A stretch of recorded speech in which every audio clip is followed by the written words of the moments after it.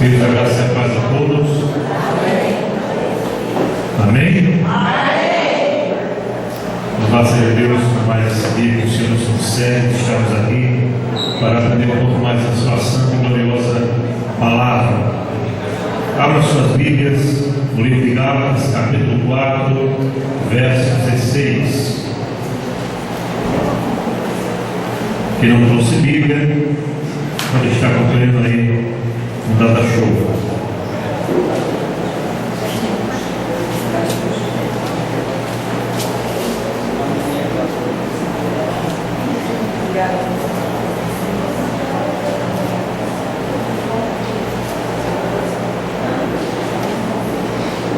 Todos acharam? Amém? Gálatas 4, verso 16, que diz a palavra do Senhor: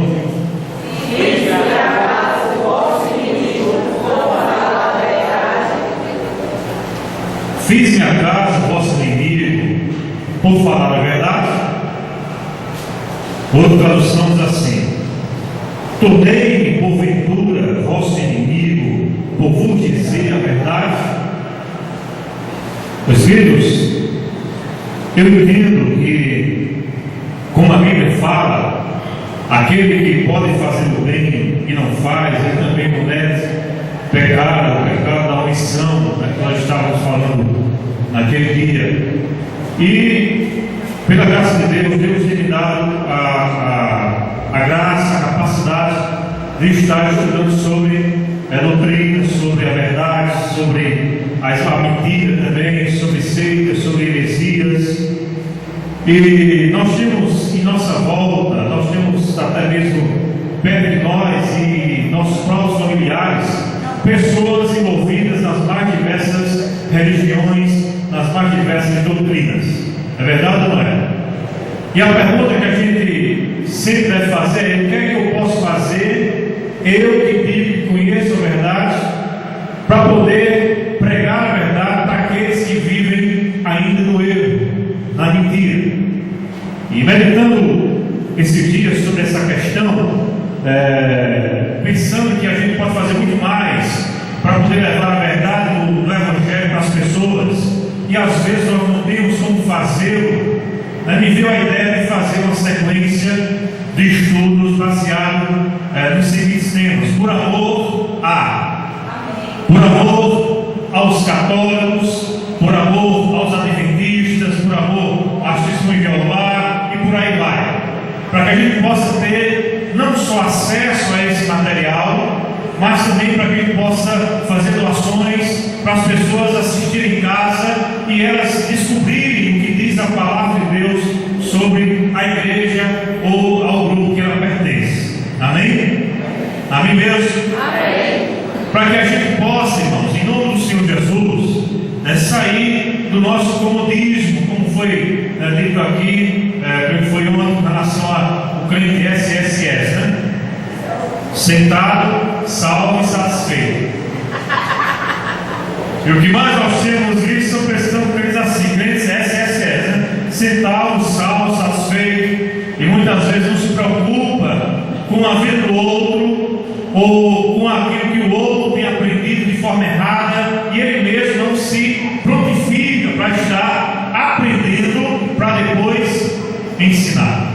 Eu me converti no comecinho da década de 90, 1990, para ser mais exato, 25 de agosto de 1990, lá em Esperança, na Paraíba, cidade muito boa, graças a Deus, só tem gente boa. Os ruins que vieram de fora para morar lá, mas é uma cidade muito agradável, muito abençoada, graças a Deus. E desde começo de 90 eu fui me dedicado a este assunto. Então praticamente são 20 anos dedicados a esta tarefa, da tarefa apologética, da tarefa de aprender da palavra, a verdade. E a pergunta que a gente tem que fazer é essa: será que a minha igreja, será que a minha denominação, será que o meu grupo está pregando aquilo que de fato é a verdade da palavra de Deus? Será que é ou não? Então, desde quando eu me converti, eu tenho essa sede de buscar sempre a verdade. E até hoje eu continuo, estudando, e a gente nunca deixa de estudar, porque a gente nunca deixa de aprender. Não é verdade? Tem pessoas que param no tempo, pessoas que não aprendem mais, não aprendem porque não quer. Porque nós sempre estamos aprendendo. E quando a gente estuda a Bíblia, aí é que o negócio é sério. Quanto mais a gente estuda, mais tem coisa para estudar. Quanto mais a gente aprende, mais tem coisa para aprender. É assim ou não? Há mais de 20 anos eu estudo a Bíblia, mas ainda tenho coisa para aprender da Bíblia.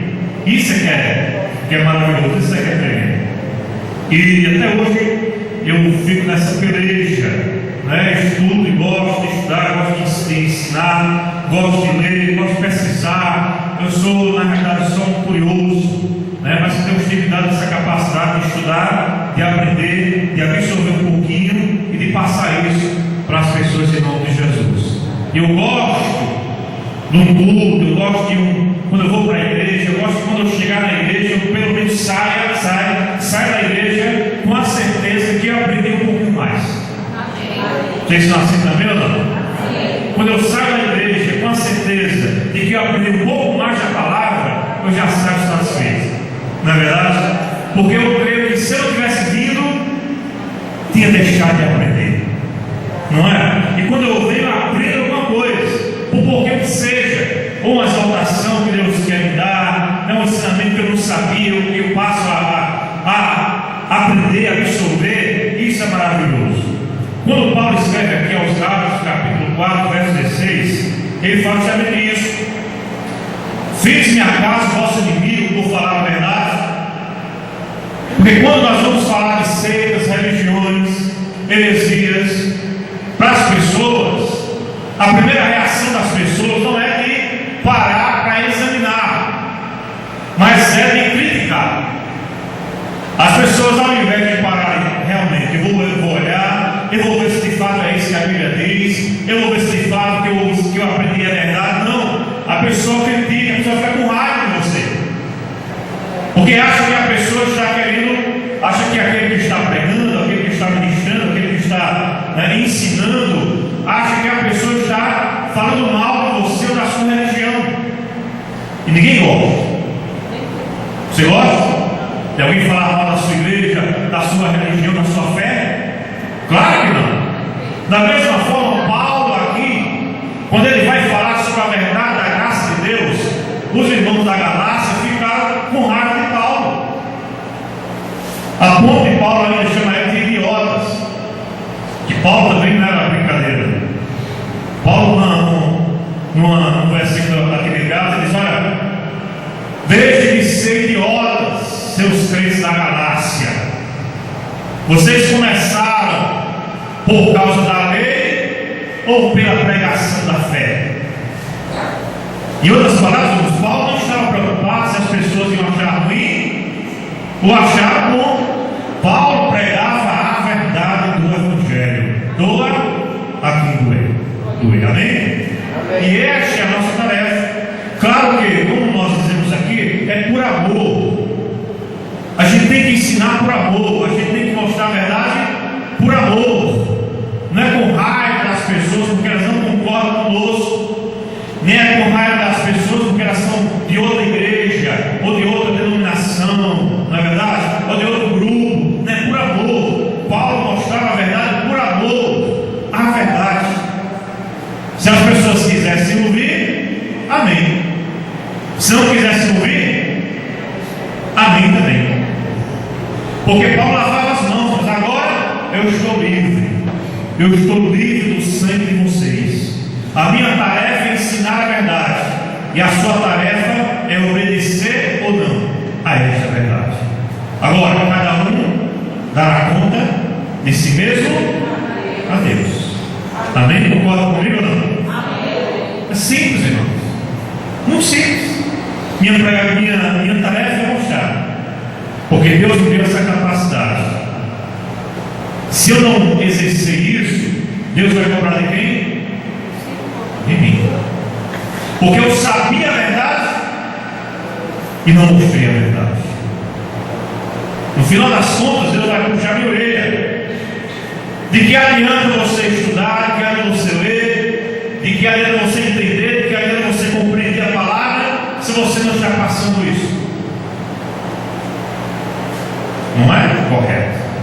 Agora, se você passar, você está livre. Agora, o problema será com aqueles que vão ouvir. Amém? Amém. E o nosso primeiro tema nesta manhã, consequentemente, estaremos trazendo outros temas, na medida do possível, na medida que Deus for estar nos colocando, nos ajudando, nos capacitando. E a gente passa horas e horas e horas pesquisando, lendo, preparando esses estudos para que a gente possa estar, pelo menos, absorver de maneira mais simples a questão.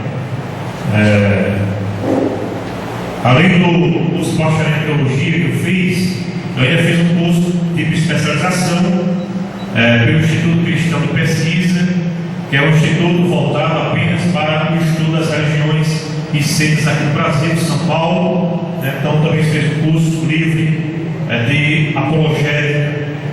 E agora também há pouco tempo, antes de vir para aqui, para Caruaru, tinha terminado uma especialização em teologia e história da igreja. Então, graças a Deus, Deus tem me dado essa graça de estar nessa área, né? Claro que isso não vale nada.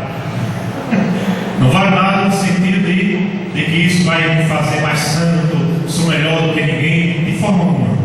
Mas isso também me qualifica para que eu possa estar falando de determinados assuntos. Amém? Então, nosso primeiro tema é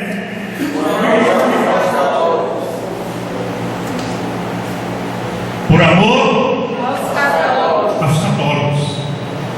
Nós temos parentes católicos. Vocês têm também ou não? Sim. Eu tenho parentes católicos. Minha mãe é católica, meu pai é católico ainda, minha irmã é evangélica, outro meu irmão é católico ainda. Eu tenho primos que são católicos, primos que são evangélicos. Então, ou de uma forma ou de outra, nós temos alguém ligado a nós que é católico. É verdade ou não? É católico. Agora, ser católico é uma coisa, ser cristão é outra. Como também ser evangélico, ser protestante é uma coisa, ser cristão é outra também. Muitas vezes o que acontece quando a gente se converte, pelo menos assim foi o meu caso, eu conheço hoje muito mais a doutrina católica do que quando eu era católico. Foi assim com vocês ou não? Também. Quando eu era católico, quando nós éramos católicos, a gente pode perceber isso, nem a Bíblia a gente lia. É ou não é? Agora com o movimento carismático, que já é outra palestra, outro ensino que ele vai dar, o movimento carismático, ele conseguiu ainda redescobrir a leitura da palavra, embora que às vezes de maneira distorcida, não é? Mas ele descobriu a Bíblia, ele lê mais a Bíblia do que o católico tradicional. É ou não? Quando eu ia para a missa, o que é que a gente ia fazer na missa? Rezar. Pelo menos no meu caso, eu não ia rezar, eu não ia ouvir o que o padre está dizendo, novinho, 17 anos, claro que faz pouco tempo isso.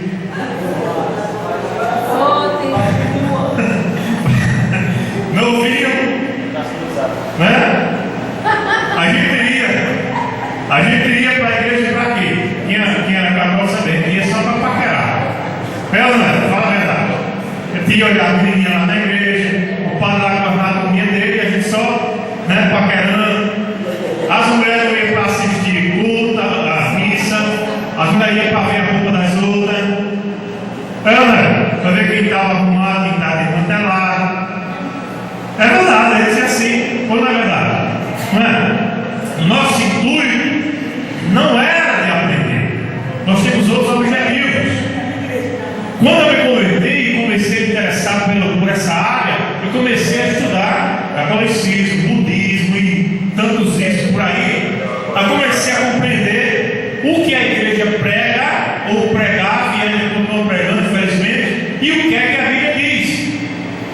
E eu quero aqui, não vou trazer a história, porque a gente já perdeu muito tempo com isso, mas eu vou trazer alguns ensinamentos que é que a Bíblia diz. Amém? Agora, você não fica com raiva de mim se você não concorda. Você tem que examinar. Porque o que nós estamos pregando aqui não é a nossa igreja, isso é outra bobagem também. É a palavra de Deus. A palavra, a Bíblia diz: conhecereis a verdade e a verdade vos libertará. A Bíblia diz: conhecereis a igreja vos libertará? Não. A Bíblia diz: conhecereis o pastor e o pastor vos libertará? Conhecereis o apóstolo e o apóstolo vos libertará? De forma alguma. Conhecereis a verdade. Você quer conhecer a verdade? Desarme-se de tudo. Desarme-se. Diga assim: eu quero conhecer a verdade. Porque o que me salva não é igreja, não é pastor, não é padre, não é papa, não é sacerdote, não é médico, nada disso. O que nos salva é conhecer a verdade do Evangelho. Amém? Então vamos lá. As primeiras doutrinas que nós estaremos analisando aqui de forma muito sucinta, melhor que se diga, porque nós não temos tempo para fazer um exame muito aprofundado, mas que serve pelo menos que sirva de pelo menos reflexão para a sua vida. A primeira é essa: a Igreja Católica salva. O católico muitas vezes não sabe disso, mas a Igreja Católica, nos seus documentos oficiais, ela diz que a Igreja Católica salva. Por exemplo, o catolicismo romano ensina que a salvação só é conseguida através da Igreja Católica. Em outras palavras, qualquer outra igreja que não seja católica, ela não salva. Por isso que quando houve um grande crescimento dos evangelhos, a igreja ficou preocupada, a Igreja Católica. E aí começou, ao invés de perseguir, começou a acolher, a abraçar. Por isso que hoje em dia você não escuta muito os católicos falando mal dos evangelhos. Pelo contrário, eles vão nos chamar de irmãos evangélicos. Estão entendendo? Mas que oficialmente a Igreja Católica diz que somente ela é que salva. Por exemplo, o Concílio Vaticano II, em seu decreto sobre o ecumenismo, explicita: pois somente através da Igreja Católica de Cristo, auxílio geral da salvação, pode ser atingida por toda a plenitude dos meios de salvação. Na página 234, parágrafo 816. É um documento oficial da igreja. Em outras palavras, ela está dizendo que aqui somente quem é da Igreja Católica está salvo. Da Igreja Católica Romana. Mas será que é isso que diz a Bíblia? Vamos ver? Outro tema interessante. Aliás, outra explicação interessante, antes da gente ver o que a Bíblia diz, ela diz assim: é na igreja que está depositada a plenitude dos meios de salvação. É nela que adquirimos a santidade pela graça de Deus. Na igreja. Outro escrito deles assim: nela subsiste a plenitude do corpo de Cristo, unido à sua cabeça. Isso implica em que ela recebe dele a plenitude dos meios de salvação. Mas o que é que a Bíblia diz? O que é que a Bíblia diz? Primeiro, Romanos 6, verso 23 diz o quê? Falei comigo?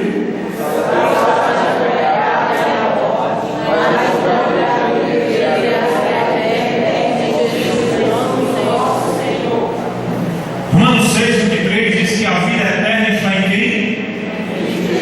Em quem? Cristo Jesus, o nosso Senhor. Está na igreja? Não. Atos 4,12 diz o quê? E não há salvação em nenhum outro, exceto Jesus, porque abaixo do céu não existe nenhum outro nome dado entre os homens pelo qual importa que sejamos salvos. Nenhum outro nome, nem José, nem Maria, nem Pedro, nem Paulo, nenhum outro nome. É o que diz a palavra. Romanos 13:4: sendo justificados gratuitamente por sua graça, mediante a redenção que há em quem? A redenção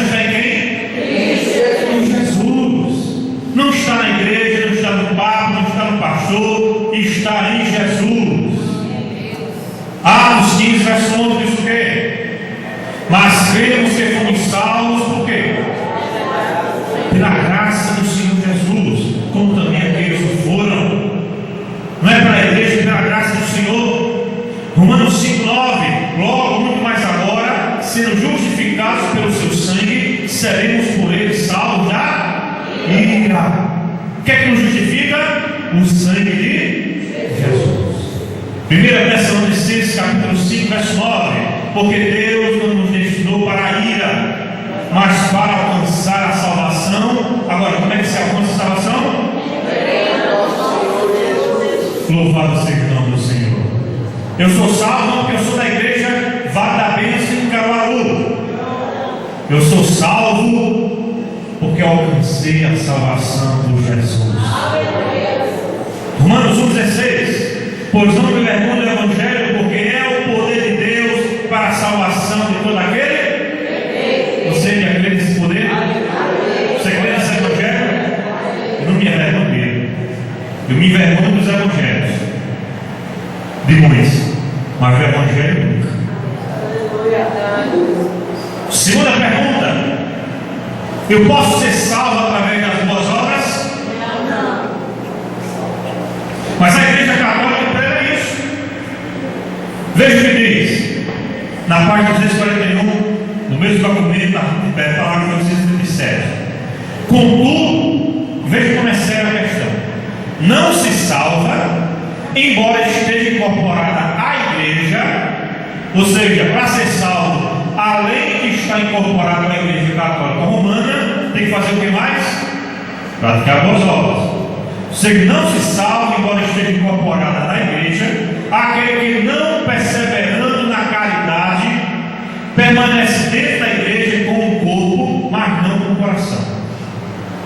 Outra declaração interessante, diz assim: alguém para ser salvo tem que fazer obras como o batismo, mas vários sacramentos e muitas obras adicionais.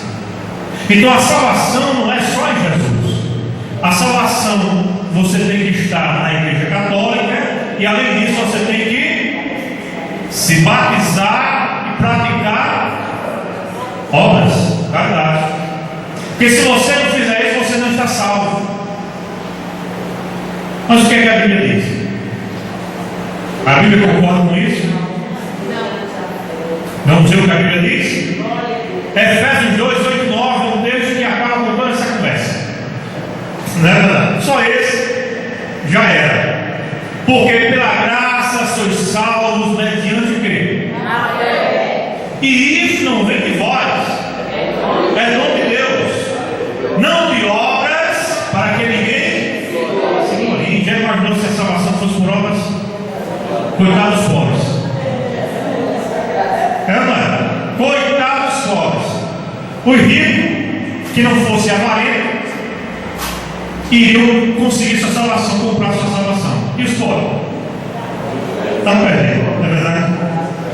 Não é por obras para que ninguém pode chegar no céu e dizer: olha, eu estou aqui porque eu fiz muitas obras, eu sou o cara, eu sou o tal, eu consegui. Ninguém vai chegar no céu fazendo isso. A gente vai chegar e dizer: Senhor, se não fosse a tua graça, eu estaria perdido. Se não fosse o teu amor, eu estava no inferno. Não é? Não é nada que eu dou que me garanta a salvação, não. Foi o sacrifício de Jesus que fez por nós na cruz do Calvário. Tito 3,5 diz o quê? Não por obra de justiça praticadas por nós, mas segundo a sua misericórdia. Ele nos salvou mediante o lavar regenerador e renovador do Espírito Santo. Louvado seja o nome do Senhor. Esse lavar renovador e regenerador do Espírito Santo. Está aí os mesmos textos que tem na nossa Bíblia, tem na Bíblia Católica. É só examinar, é só ler. Efésios tem, Tito, Romanos, tudo tem. A diferença vai ser no Antigo Testamento, e já vou falar sobre isso. Romanos 3, 28 diz o quê? Concluímos, pois, que o homem é justificado pela fé. Pela quê? Fé. Agora veja o que diz essa palavra aqui: independentemente. O que significa essa palavra? Não depende. independentemente das obras da lei. Em outras palavras, eu não preciso praticar a lei para ser salvo, eu não preciso fazer obras para ser salvo, não, de forma alguma.